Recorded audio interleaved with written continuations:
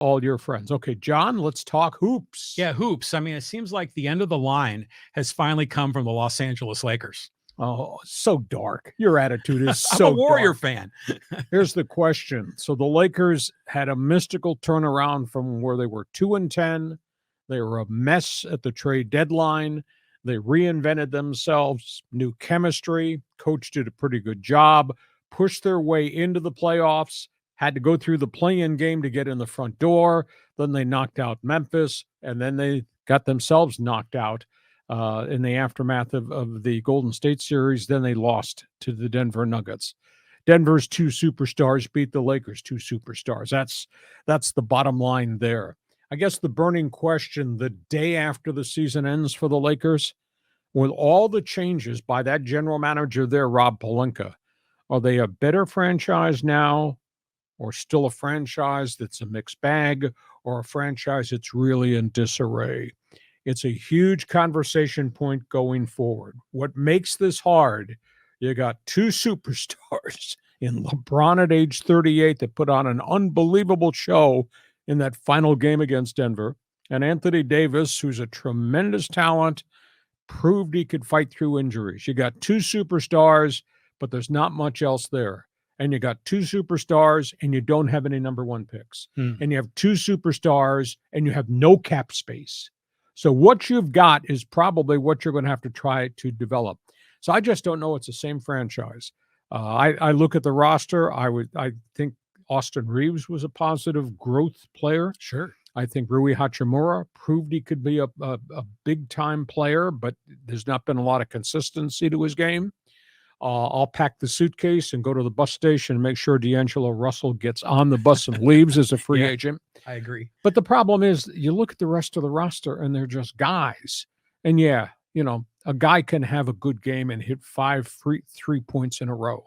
But he's not good enough to play on an every night basis because he can't do that consistently. He doesn't play enough defense at the other end of the floor. You could chop out the bottom half of the roster and you wind up replacing him with other guys of the similar ilk. I don't know how Pelinka makes this better because the odometer, the clock, it's rolling, it's ticking on LeBron at age 38 and on Anthony Davis, who's got a lot of miles on those tires. So I don't know if they're a better or worse team. They've tried to reinvent themselves post-Kobe, post-Shaq, and they tried to do it with kids, and they wound up trading Kyle Kuzma and Brandon Ingram, who've gone on to play very well other places. Then they tried to do it with rentals. The Carmelo Anthony situation did not work. They tried a homecoming season with Russell Westbrook. We know how that turned out. Then they made all the deals at the deadline. They brought these role players in, and some played well, some didn't play well. Most of them wound up back on the bench because they couldn't do it consistently. So, John, in left field, John, are the Lakers better or are the Lakers worse? Give me a response. They're better than they were to start the season. I mean, Pelinka made some really, it looks like Rob Lowe on the screen, by the way. This guy is unbelievable, but they look a lot better than they did the first half of the season. I always go back to the model of the Chicago Bulls.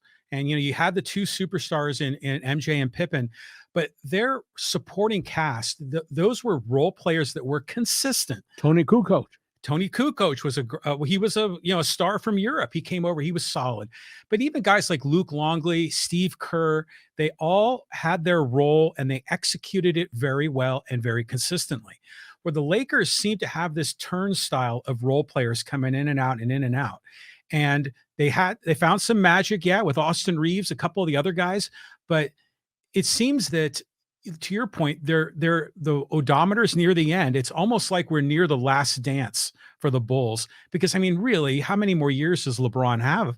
They were asking him after the game, "Are you still going to play?" He says, "I have to think about it." He's 38. I mean, how much more does he have left in the tank? But the dude scored 40 points in his final game, and what he did in the first quarter of that game was, you don't see 38-year-olds do that. And he's done that consistently. He's had monster games when they really needed him to deliver the goods. And I know Tuesday, everybody's talking, LeBron's going to retire. Look, read between the lines of what LeBron said. That was speaking 20 minutes after a devastating end-of-season loss. Okay, fair enough. He did everything he could humanly do. I don't think there's one iota of thought that he is going to retire.